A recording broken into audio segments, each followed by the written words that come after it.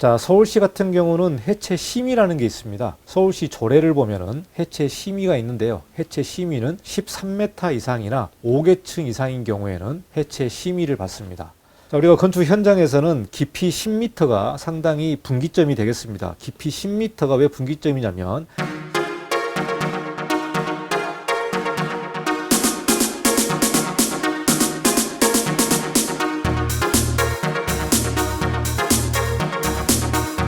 안녕하십니까, 이건영 건축사입니다. 오늘은 2020년 결산하는 두 번째 시간인데요. 건축법 개정된 소식을 여러분에게 전달하고 있습니다. 건축법령이 개정되면 제가 건축 뉴스 시간에 여러분에게 소식을 전달합니다만은 오늘은 2020년에 개정된 또는 새로 신설된 법령을 중심으로 요약하는 차원에서 한번 설명을 드리도록 하겠습니다. 보다 더 자세한 내용을 여러분이 공부하시려면 건축 실무란에 가시면 건축 뉴스를 통해서 새로 개정된 법령을 소개하니까 여러분이 한번 가셔서 자세한 공부를 좀 해보면 좋을 것 같습니다. 자, 그래서 오늘은 현장에서 좀 영향을 많이 미친 그런 법들을 좀 소개를 하겠고요. 다음 시간에는 입법 예고된 그런 내용들을 좀 한번 소개해 보도록 하겠습니다. 자, 그러면은 두 번째 시간을 시작하도록 하겠습니다. 결산 2020년 건축법 개정을 중심으로 해서 두 번째 시간을 시작하도록 하겠습니다. 2020년 5월 1일 날 새로 시행된 법이 건축물관리법이 되겠습니다. 건축물관리법이 5월 1일부터 시행을 하면서 현장에서는 많은 변화가 있었습니다. 첫 번째는 해체 신고, 해체 허가가 시행을 하면서 해체 감리 제도가 새롭게 도입이 되면서 해체 허가 같은 경우는 허가권자가 해체 감리자를 지정하는 법이 새롭게 시행을 했습니다. 그리고 이제 사용 승인을 할 때 건축물 관리 계획서를 작성해서 첨부하는 그러한 행정 절차가 새롭게 추가되면서 상당히 영향을 많이 미친 그런 법이 바로 건축물관리법이 되겠습니다. 제가 건축물관리법 해설이라는 별도의 코너를 만들어서 여러분에게 해설을 했습니다마는 건축물에서 제일 영향을 많이 미친 바로 해체, 즉 철거죠. 철거에 관련된 내용을 간략하게 좀 소개해 보도록 하겠습니다. 자, 해체 감리를 시행을 하게 되어 있는데요. 해체 허가 대상과 신고 대상이 있습니다만은 해체 허가 대상은 허가권자가 감리자를 지정하고 해체 신고 대상은 건축주가 다른 감리자를 선정을 해서 해체를 진행하시면 됩니다. 해체는 철거라고 제가 말씀드렸습니다만은 이 철거라는 용어가 해체로 다 통합이 되고 건축법의 3장에 있는 건축물 유지 관리의 어떤 법령 조항들이 건축물 관리법으로 다 이전을 하게 된 그런 내용이 되겠습니다. 자, 해체 허가 대상은 건축물의 주요 구조부를 해체하는 경우가 되겠습니다. 주요 구조부는 기둥이나 보, 바닥, 그 다음에 주 계단 이런 내용들이 주요 구조부죠. 그래서 주요 구조부를 해체하게 되면은 해체 허가를 받아야 되는 내용이고요. 연면적 500제곱미터 이상, 즉 151.25평 이상 되는 면적을 해체하게 되면은 허가 대상이 되겠습니다. 자, 그리고 건축물 높이가 12m 이상인 경우, 그리고 지하층을 포함해서 4계층 이상을 해체하는 경우는 해체 허가 대상이 되면서 허가권자 지정, 해체 감리를 시행하고 있습니다. 자, 해체 신고 대상은 건축주가 지정, 또 해체 감리를 하게 되어 있는데요. 서울시 같은 경우는 해당 지자체별로 해체 신고이더라도 허가권자가 해체 감리자를 지정하는 그런 절차로 진행하는 구도 있기 때문에 여러분이 이제 자세하게 한번 좀 살펴봐야 될 것 같습니다만은 대부분의 구가 해체 허가 대상인 경우에는 허가권자가 해체 감리자를 지정하는 그런 행정을 하고 있습니다. 그래서 2021년도에 가장 영향을 많이 미친 이 내용이 바로 해체 감리를 시행하고 있다. 이거는 전국적으로 시행을 하고 있기 때문에 상당히 이제 정착이 되고 있는 그런 내용인 것 같습니다. 자, 서울시 같은 경우는 해체 심의라는 게 있습니다. 서울시 조례를 보면은 해체 심의가 있는데요. 해체 심의는 13m 이상이나 5계층 이상인 경우에는 해체 심의를 받습니다. 그러니까 서울시 같은 경우는 해체 심의가 있고 해체 허가가 있고 해체 신고가 있죠.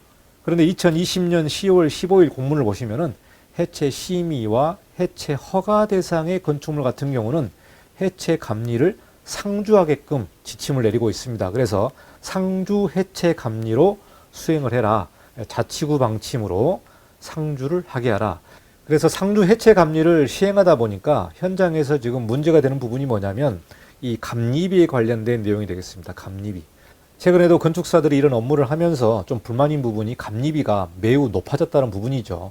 이번에는 이제 상주 해체 감리를 하다 보니까 감리비가 2,500만 원, 3,000만 원까지 올라가게 되는 내용이 있어서 감리비가 너무 많이 올라가는 거 아니냐라는 불만 섞인 말도 있었습니다만은 상주 해체 감리를 하다 보면 최소한 일주일 정도를 상주를 하다 보니까 그 기간에 따라서 비용이 올라가는 것은 당연하죠.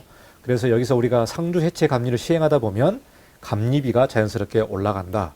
여러분이 시공자라든가 설계자라든가 건축주분도 상주 해체 감리 같은 경우는 감리비가 좀 넉넉하게 예상을 하고 있어야 될 것 같습니다. 2,500만 원, 3,000만 원까지 나올 수도 있기 때문에 넉넉하게 좀 예상을 하고 있어야 업무를 수행하는데 잘 진행될 것 같습니다. 자, 그래서 서울시 같은 경우는 해체 심의, 즉 13m 5계층 같은 경우는 해체 심의를 별도로 받고요. 1개월에 한 번씩 받기 때문에 인허가 기간에도 좀 영향을 미친다. 이 부분을 좀 여러분이 잘 살펴보시고 감리비 같은 경우도 좀 별도로 책정을 해야 될 것 같습니다. 2020년에 개정된 법들을 보면 주로 감리와 관련된 내용들이 많습니다. 그래서 2020년 12월 8일 날 시행되는 게 중간감리 보고서가 추가된 내용이 되겠습니다. 기존에는 기초공사 시 철근 배치를 완료할 때 그리고 지붕 슬래브 배근을 완료할 때 5층 이상 건축물인 경우는 지상 5계층마다 상부 슬래브 배근을 완료한 때 중간보고서를 작성하게 되어 있는데요. 새롭게 추가된 부분이 3층 이상의 필로티 형식 건축물, 그러니까 다가구 주택이나 다세대 주택 같은 경우에는 해당이 되는 내용이 되겠습니다. 이 부분은 건축물의 구조가 필로티 형식, 그러니까 1층은 기둥식이고 2층부터는 다세대 다가구의 내력벽식, 그러니까 구조의 형식이 다른 경우, 즉 구조의 형식이 달라서 상층부의 구조의 하중이 이제 밑으로 전달되는 그 전이부에 관련된 내용이 되겠습니다. 그래서 하층부로 전달되는 다음 언어에 해당하는 부재의 철근 배치를 완료하게 되면은 중간 보고서를 작성을 해라. 자, 첫 번째는 기둥 또는 벽체 중 하나, 그러니까 필로티 기둥이나 벽체 중 하나를 배근했을 때 중간 보고서를 해야 되고요. 두 번째는 2층 바닥에 슬래브 중에 하나를 배근했을 때 중간 보고서를 작성하게 되어 있습니다. 자, 그리고 또 추가된 부분이 이제 필로티 구조 감리가 있죠. 그래서 3층 이상의 필로티 형식 건축물은 중간 감리 보고서의 시기가 더 추가된 내용이 되겠습니다. 자, 그리고 중간 감리 보고서를 중간 감리 완료하면 건축주에게 제출하게 됩니다. 기존에는 사용 승인 때 중간 보고서를 다 제출하게 되어 있었는데 10월 8일부터는 중간 감리가 완료되면 건축주에게 제출하고요. 또 건축주는 허가권자에게 제출하게 되어 있습니다. 그래서 이 감리 보고서에 관련된 내용이 새롭게 추가되고 시행되고 있습니다. 10월 22일 날 시행하는 토목상주 감리가 새롭게 시행을 하고 있습니다. 깊이 10m 이상의 굴토시, 옹벽 5m 이상의 공사를 할 경우에는 토목상주 감리를 해야 되는데요. 건축사보 중에 건축 또는 토목 분야의 건축사보 1명 이상이 토목공사기간에 현장에 상주를 해야 되는 내용이 되겠습니다. 그동안 토목상주 감리가 없었죠. 그런데 10월 22일부터 시행하는 게 토목상주 감리를 시행하고 있다. 깊이 10m 이상의 굴토시, 옹벽 5m 이상의 공사시. 자, 우리가 건축 현장에서는 깊이 10m가 상당히 분기점이 되겠습니다. 깊이 10m가 왜 분기점이냐면 10m를 초과하게 되면은 지하 안전 영향 평가를 받게 되는 거죠. 지하 안전 영향 평가가 사실 인허가 기간이 너무나 길어지기 때문에 요즘 어지간한 건축물들은 10m 미만으로 설계를 하고 있습니다. 오히려 더 건축이 축소되는 그런 상황이 이르렀는데요. 물론 이 대규모 건축물 같은 경우는 10m 초과해서 지하 3층, 4층까지 굴토를 합니다만은 어지간한 작은 근생 같은 경우는 10m를 안 넘으려고 하는 거죠. 지하 안전영향 평가 때문에 안 넘으려고 합니다. 지하 안전영향 평가에 대한 문제점은 제가 한번 지적을 했습니다만 그 이후에 별다른 개선에 관련된 내용이 없습니다. 현장은 10m, 이 10m를 기준으로 해서 10m 그냥 미만으로 설계를 하는 것이 속 편하다. 점점 더 보수적으로 설계를 할 수밖에 없는 상황이 바로 이 지하 안전 영향 평가. 그리고 10m 이상 굴토하게 되면은 토목 상주 감리까지 들어가기 때문에 공사비라든가 감리 비용이 상당히 올라가게 되는 거죠. 그래서 깊이 10m가 상당히 중요한 분기점이 된다는 것을 한번 더 말씀드리겠습니다. 자, 그리고 10월 22일 날 같이 시행되는 법이 허가권자 감리자 지정에서 신기술 적용되는 부분이 개정이 됐습니다. 기존에는 건설기술진흥법에 따라서 신기술을 보유한 자가 그 신기술을 적용하여 설계한 건축물이면은 설계자가 감리까지 할 수 있었습니다. 여기서 이제 신기술에 관련된 디테일한 내용이 더 강화됐다고 보시면 될 것 같습니다. 개정된 내용을 보시면은 건설기술진흥법에 따라서 신기술 중에 대통령령으로 정하는 신기술이다. 그래서 대통령령으로 별도로 규정을 하고 있습니다. 여기서 말하는 대통령령이 뭐냐면 주요 구조부 및 주요 구조부에 사용하는 마감 재료에 적용하는 신기술을 말한다.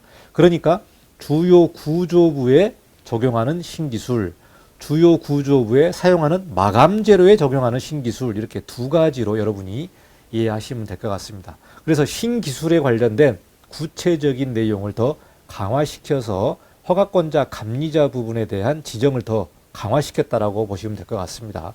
그리고 2020년 10월 28일 건축법 시행규칙은 신기술을 보유한 자가 그 신기술을 적용하여 설계했음을 증명하는 서류도 제출하게끔 더 강화됐다고 보시면 될 것 같습니다. 허가권자 감리자 관련해서 신기술 부분이 왜 강화됐냐면은 그동안 허가권자 감리자에 관련된 내용들을 쭉 시행을 하다 보니까 실제로 신기술을 적용해서 설계자가 감리까지 하는 비율이 너무나 계속해서 증가하고 있기 때문에 이 부분이 이렇게 강화된 것 같습니다. 현장에서 보시면은 이 신기술을 대여해 주겠다고 팩스로 오는 경우가 있거든요. 그래서 이 부분들이 너무나 좀 시장에 많이 퍼지다 보니까 이 신기술 관련된 부분이 굉장히 강화됐다. 이렇게 여러분이 이해하시면 될 것 같습니다. 10월 22일 허가권자 감리자 지정에서 역량이 있는 건축사 부분도 개정이 됐습니다. 기존에는 10년간 입상 실적으로 우리가 역량 있는 건축사를 정의를 했는데요. 여기서 입상은 입선부터 당선까지 입상만 하게 되면은 역량 있는 건축사가 되면서 건축사가 설계한 건축물을 감리까지 할 수 있다. 이렇게 되어 있었는데 개정된 법은 최근 10년간 설계 공모나 대회에서 당선되거나 최우수 건축 작품으로 수상한 실적이 있는 건축사로 좀 더 강화된 내용이 되겠습니다. 그동안 입선에서 당선이나 최우수로 됐기 때문에 사실 그 숫자가 상당히 줄어들 수밖에 없는 상황이 되겠죠.